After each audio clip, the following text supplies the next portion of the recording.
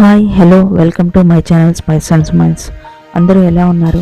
ఈరోజు మనం mushroom curry టొమాటోతో masala వేసి ఎలా చేయాలో చూద్దాము. దీనికోసం నేను ఒక 200 గ్రామ్స్ మష్రూమ్ తీసుకున్నాను. దాన్ని ఒక చిన్న స్లైసెస్, ఒక మష్రూమ్ని నేను 4 పీసెస్గా కట్ చేసి అన్ని మష్రూమ్స్ని అలా కట్ చేసి పక్కన పెట్టుకున్నాను. ఇక్కడ ఒక మీడియం సైజ్ ఆనియన్ తీసుకొని దాన్ని సన్నగా చాప్ చేసి పెట్టుకున్నాను. దీని మసాలా కోసం ఒక టొమాటో, ఒక చిన్న చెక్క, 2-3 లవంగాలు, ఒక ఇలాచి, కొద్దిగా జీడిపప్పు, అలానే 2 స్పూన్స్ పెరుగు, ఒక 3 పచ్చి కొబ్బరి ముక్కలు తీసుకొని వాటిని మెత్తగా పేస్ట్ చేసుకొని కొద్దిగా వాటిలోని జీలకర్ర, ధనియాలు యాడ్ చేసేసేయండి. వేసేసి దాన్ని కొద్దిగా మెత్తగా పేస్ట్ చేసి పక్కన పెట్టుకోండి. ఇప్పుడు ఒక ప్యాన్ తీసుకొని దాన్ని ఆయిల్ బాగా వేడెక్కిన తర్వాత మనం చాప్ చేసి పెట్టుకున్న ఆనియన్ ఒకటి వేసేసి అది బాగా రెడ్ కలర్లోకి వచ్చేలాగా వేయించాలి. బాగా ఉల్లిపాయ వేగిన తర్వాత ఒక 1/2 స్పూన్ అల్లం వెల్లుల్లి పేస్ట్ వేసి వేయించండి. అది కూడా పచ్చి వాసన పోయే వరకు వేయించండి.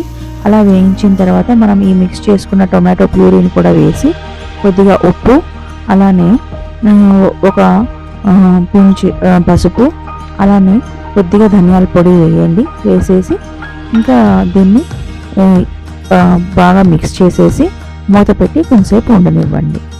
అలాగా అడుగంటకుండా మధ్య మధ్యలో తిప్పుతూ ఉండండి.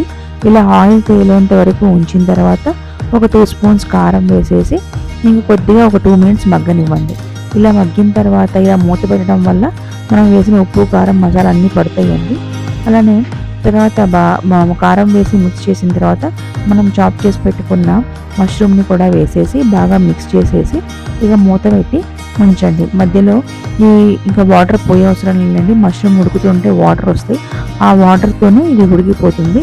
సో మష్రూమ్ని బాగా మిక్స్ చేసి మూత పెట్టి లో ఫ్లేమ్లో పెట్టేసి ఉడకనివ్వండి. మధ్య మధ్యలో అడుగంటకుండా తిప్పుతూ ఉండండి.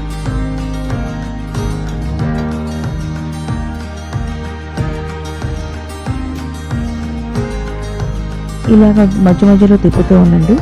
ఆ తర్వాత చూసారా ఇలాగ వాటర్ వచ్చేస్తుంది. వాటర్ వచ్చేసిన తర్వాత మనం ఇలాగ ఆ వాటర్ అంతా అబ్జర్వ్ అయ్యేంత వరకు ఉంచేసేయండి.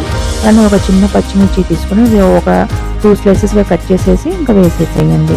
మనం వేసుకున్న మసాలా కారం సరిపోతుంది, ఇంకా పచ్చిమిర్చి ఎక్కువ అవసరం లేదు. కొద్దిగా ఘాటు కోసం కొద్దిగా వేస్తే సరిపోతుంది. ఆ తర్వాత కొద్దిగా కసూరి మేతి ఒక స్పూన్ తీసుకొని దాన్ని చేతులతో ప్రెస్ చేసి వేయండి.